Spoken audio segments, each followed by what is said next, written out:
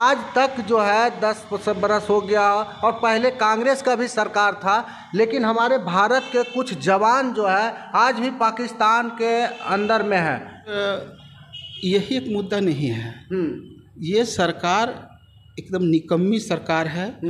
ये सेना के साथ जाके ये दीपावली में ये दीपावली जरूर मनाएंगे, लेकिन ये सरकार तो एक ऐसी सरकार है जो पुलवामा घटना हुई और पुलवामा घटना को आप इतिहास को। जय हिंद, आप देख रहे हैं हर्पल न्यूज़ इंडिया बिहार और इस वक्त हम मौजूद हैं आरजेडी कार्यालय में और आरजेडी कार्यालय में देखिए बहुत सारे लोग यहाँ मौजूद हैं। सबसे पहले सर तो हमारे चैनल में आपको स्वागत है और आपको भी बहुत बहुत धन्यवाद है। आपको चैनल को भी हमारे ओर से बहुत बहुत धन्यवाद। अभी सर चुनाव आ गया, लोकसभा का चुनाव है, क्या लगता है सर कि अब की बार जो है राहुल गांधी जी का धारा बहेंगे या फिर मोदी जी ले जाएंगे? धारा बहेंगे तो बह रहा है, बहेंगे नहीं बह रहा है। मोदी जी हैं क्या उनके सामने में? 10 साल मोदी जी का शासनकाल देख चुका है सब लोग। आज देख रहे हैं तेजस्वी जी का रैली हो रहा है और उधर जो है मोदी जी का रैली हो रहा है। आप रैली से ही देख लीजिए, आज मोदी जी का रैली में तो सब राजद के लोग जा रहे हैं, नौजवान लोग। तो रैली में भीड़ कहाँ जुट रहा है? आज देश में एक हवा बह रहा है।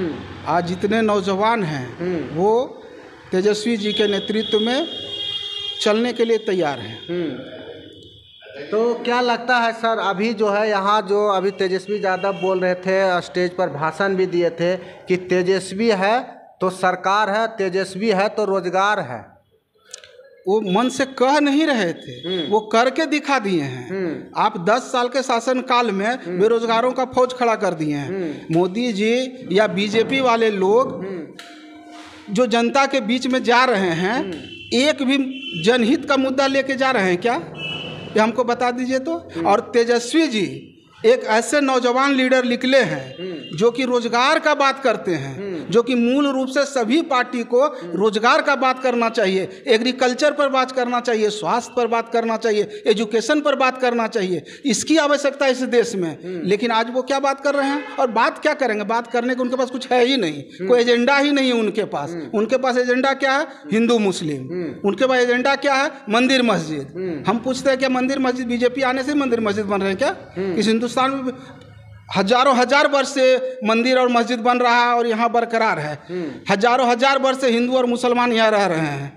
लेकिन सवाल उठता है कि उनके पास कोई मुद्दा ही नहीं है। आप कुछ काम करेंगे तो उन्हें जनता के बीच में जाके आप जोड़ाएंगे कि भाई हम इतना यूनिवर्सिटी खोले हैं, हम इतना रेलवे में बहाली निकाले हैं, हम इतना रेलवे का चौड़ीकरण किए हैं, हम इतना नेशनल हाईवे बनाए। कुछ उस मुद्दा उनके पास रहेगा तब ना भाई। उनका तो काम है, उनके पार्टी में भी अगर कोई काम करने वाले लीडर हैं तो उनको किनारे कर देना है। ये तो उनका एजेंडा में सब चीज़ शामिल है। क्या लगता है सर, अब की बार उनका क्या एजेंडा रहेगा? हर बार तो रहा कभी पुलवामा हमला, कभी 370, कभी जीएसटी, अब की बार राम मंदिर। क्या इसके अलावा और भी कोई उनके पास एजेंडा है अब की चुनाव में? क्या उनका एजेंडा आज से नहीं, जब से आरएसएस का स्थापना हुआ है तब से उनका एक एजेंडा है, जिसके जो संविधान है, संविधान के जो मूल ढांचा है उसमें उनको परिवर्तन करना है। उनका एक ही एजेंडा है, जो हिंदुस्तान का एससी एसटी और ओबीसी का जो लोग हैं, जो उनको संविधान के तहत जो उनको अधिकार मिला है, मतलब हम जैसे आम आदमी भी आज कुर्ता पैजामा पहनते हैं, वो बाबा साहब के द्वारा दिया गया संविधान का देन है। और आज से नहीं, शुरू से उनको है कि मेरे द्वारा जो कुछ मनुवादियों के द्वारा जो संविधान बनाया गया है उसका लागू करना ही उनका मुख्य एजेंडा है और उसी के लिए वो आज तक प्रयास कर रहे हैं। ये बताइए, देश में जो है सरकार बनाने के लिए कितना एमपी का जरूरत है, लेकिन उनको 400 सीट चाहिए। आखिर भाई आपको राज्यसभा में 400 सीट चाहिए, आपको लोकसभा में 400 सीट चाहिए, क्यों चाहिए भाई 400 सीट? कभी समझने का कोशिश कीजिए। और हम इस आपके चैनल से कहना चाहेंगे, खास करके एससी एसटी और ओबीसी के लोगों को ये कहना चाहेंगे कि आखिर आप इस पर विचार करेंगे, उनको 400 सीट क्यों चाहिए? क्यों लोकसभा में, राज्यसभा में और पूरे हिंदुस्तान के स्टेट में 2/3 उनका सरकार चाहिए? आखिर क्यों चाहिए? क्योंकि संविधान में मूलभूत ढांचा में परिवर्तन करने के लिए इतना अनिवार्य है। ये टेक्निकल चीज है और जिस दिन उनके हाथ में आप इतना देंगे उस दिन जो आज आप में पकड़े हुए हैं और हम कुर्सी पर बैठे हुए हैं, याद कीजिए, फिर वहां आप चले जाएंगे जहां कि ना आपको पढ़ने का अधिकार था, ना आपको कुर्सी पर बैठने का अधिकार था, और गला में जो झाड़ू, पीछे में हांडी, आपको वहां ले जाके खड़ा कर देगा। इसलिए सभी SC ST और OBC भाइयों से हम अनुरोध करना चाहेंगे कि आप इस पर जरूर विचार करें, और वैसे मनुवादी को, वैसे सरकार को अब कतई वोट देने का, क्योंकि वोट ही आप एक माध्यम है जिसके तहत आप ऐसे कुंठा सोच वाले आदमी को आप रोक सकते हैं। वो रोकने का आपके पास अधिकार है, और अगर आप आज नहीं रोकते हैं तो कल आपका बच्चा आपको गाली देगा, और आप गाली सुनने के लिए भी तैयार रहिए। अभी सर हमारे भारत में हमारे प्रधानमंत्री जो है अदर अभी सऊदी में, कभी अमेरिका में, कभी यहाँ, कभी पाकिस्तान, लेकिन सर आज तक जो है 10 बरस हो गया, और पहले कांग्रेस का भी सरकार था, लेकिन हमारे भारत के कुछ जवान जो है आज भी पाकिस्तान के अंदर में है, और उन्हें जो है कोई छुड़ाने का काम नहीं किया, और उनको जो है उनका परिवार जो आज भी विफल रहे हैं। क्या कहना चाहिएगा सर इस पर आप? सिर्फ यही एक मुद्दा नहीं है, ये सरकार एकदम निकम्मी सरकार है। ये सेना के साथ जाके ये दीपावली में ये दीपावली जरूर मनाएंगे, लेकिन ये सरकार एक ऐसी सरकार है जो पुलवामा घटना हुई, और पुलवामा घटना को आप इतिहास को खंगाल के देख लीजिए, यहाँ से कांग्रेस की भी सरकार रही है, लेकिन कभी सेना को राजनीति का मुद्दा नहीं बनाया।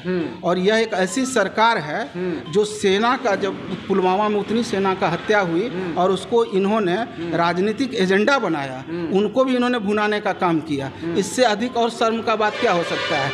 देखिए, हमारा कहने से पूरा हिंदुस्तान परिवार हो जाएगा, ऐसा नहीं होता है। आपको अगर आप कहते हैं तो आपको करके भी दिखाना होगा। यह एक ऐसी सरकार है जो कहेंगे पूरा हिंदुस्तान हमारा परिवार है, लेकिन जहां बहु बेटियों का इज्जत लूटा जाएगा, उसमें भी तो वो तो आपका परिवार है, उस पर प्रधानमंत्री का एक शब्द नहीं लिख लेंगे। भाई कैसा आपका परिवार है? भाई हमारे सामने हमारी माँ बहन का इज्जत लूटा जाए और हम चुपचाप होकर देखते रहें? तो उनकी कथनी और करनी में जमीन और आसमां का अंतर है। वो कहते कुछ है, करते कुछ है। क्या लगता है सर कि कांग्रेस के सरकार अगर बन जाएंगे तो हमारे भारत के जितने भी जवान अभी पाकिस्तान में हैं, तो क्या लगता है कि वो जवान आ जाएंगे वापस? निश्चित आ जाएंगे। माँ बहन पत्नी आज भी रो रही है, और अपने बेटे के लिए जैसे, और अपना पति के लिए पूरा व्याकुल है, लेकिन आज तक हमारे देश का कोई नेता इस पर सवाल नहीं उठाते। अगर वोट का टाइम आता है तो वोट का ही मांग करते, लेकिन उस जो जवान है जो उनके लिए एक सवाल नहीं उठाते हैं। देखिए, आप अगर कांग्रेस का अगर आप इतिहास उठा के देखेंगे तो कांग्रेस का ऐसा नेचर ही नहीं रहा है। आज़ादी के जब युद्ध हुई थी भारत और पाकिस्तान के बीच में, विजय फतह किए थे, पाकिस्तान का कितना फौज हमारे यहाँ सिलेंडर बोला था, उस समय भी सकुशल फौजों का, सैनिकों का सम्मान करते हुए स्वसम्मान हमने उसे वापस किए थे। तो ये तो कांग्रेस का इतिहास रहा है, और कांग्रेस सिर्फ एक ही क्षेत्र में नहीं, अनेकों क्षेत्र में काम किए हैं। कांग्रेस का इतिहास रहा है। जितना सारा विकास है, जो आज बीजेपी जितना सारा चीज़ को आज गिरवी रख रहे हैं, जितना सारा चीज़ को बेच रहे हैं, वो क्या बीजेपी का किया हुआ क्या? ये हमको बताइए ना कि बीजेपी का किया हुआ स्टेडियम को रख रहे हैं, आप खदान को रख रहे हैं, आप रेलवे को रख रहे हैं, बैंक का निजीकरण कर रहे हैं, LIC का निजीकरण कर रहे हैं, ये सब किसका खड़ा किया हुआ है? जिस समय मनमोहन सिंह प्रधानमंत्री बने थे, उसमें देश की क्या स्थिति थी? और 10 वर्ष में मनमोहन सिंह जो है देश को कहां से कहां पहुंचा दिए थे। और जब आपको देश को सौंपा जा रहा था तो देश की क्या स्थिति थी, और आज देश की क्या स्थिति है, अब देख लीजिए। ये तो देखने की चीज़ है, कहने से तो कुछ होता नहीं है, ये देखने का चीज़ है। आज के समय में आप कोई भी गूगल है खोल के देख लीजिए क्या स्थिति है हमारी देश की। अभी जो है सर हमारे भारत में करोड़ों लोग जो है तराही तराही कर रहा है, और तराही कर रहा है। हमको लगता है कि सहारा इंडिया में बहुत सारे लोग पैसा जमा किए हैं, लेकिन आज तक जो है वो पैसा के लिए चप्पल खिया गया, लेकिन जो है उनका पैसा नहीं मिला। जी बताइए, आप अभी जो वर्तमान सरकार है ये तो उसी की जवाबदेही है। तो आप ऐसे सरकार से इस चीज़ का उम्मीद करते हैं क्या? ये बताइए। जो रेलवे ऐसा जो बेरोजगारों को रोजगार देने का एक बहुत बड़ा जरिया है, जब उसको वो बंद कर दिए, वहाँ से एक वैकेंसी नहीं निकाल पा रहे हैं, तो आप इससे उम्मीद करते हैं क्या? क्या उम्मीद करें? इनके ही रीजन में जितने सारे घोटालेबाज हैं इस देश में, सब देश छोड़ के विदेश में जाके बैठे हुए हैं। ये तो बोलते थे कि हम जब हमारी सरकार आएगी हम काला धन को लाएंगे, हम सारे जो भागे भगोड़ों को वापस लाएंगे, उनसे पैसा का रिकवरी करेंगे, हम 2 करोड़ रोजगार देंगे, हम गैस सिलेंडर जो है महिलाओं को उपलब्ध कराएंगे। आज देख लीजिए क्या स्थिति है। एक भी वादा जो इनका वादा था, स्मार्ट सिटी बनाएंगे, बुलेट ट्रेन चलाएंगे, कितना सारा इनका मैनिफेस्टो में था। एक आगो मैनिफेस्टो अगर ये लागू किए हैं तो हमको बताइए ना भाई। तो इनका कथनी और करनी में अंतर है। अरे जो करने वाला है मात्र 35 बरस का नौजवान, जिनको मात्र मौका मिला 17 महीना, जो करने वाला व्यक्ति होता है, जो करने वाला माई का लाल होता है, वो करके दिखा देता है, वो बोलता नहीं है। धरती के नीचे वो जो बीज रहता है ना, तो कोई नहीं दिखता है, लेकिन जैसे फूट के अंकुर होता है सब लोग देख लेता है कि किस चीज़ का बीज है। तो जो करने वाला माई का लाल है वो करके दिखा दिया कि काम कैसे होता है। कहने वाले को तो लोग कहता था कि जो है 10 करोड़ का ही रोजगार देंगे, तो क्या पिताजी के घर से देंगे पेमेंट? ये तो करके दिखा दिया।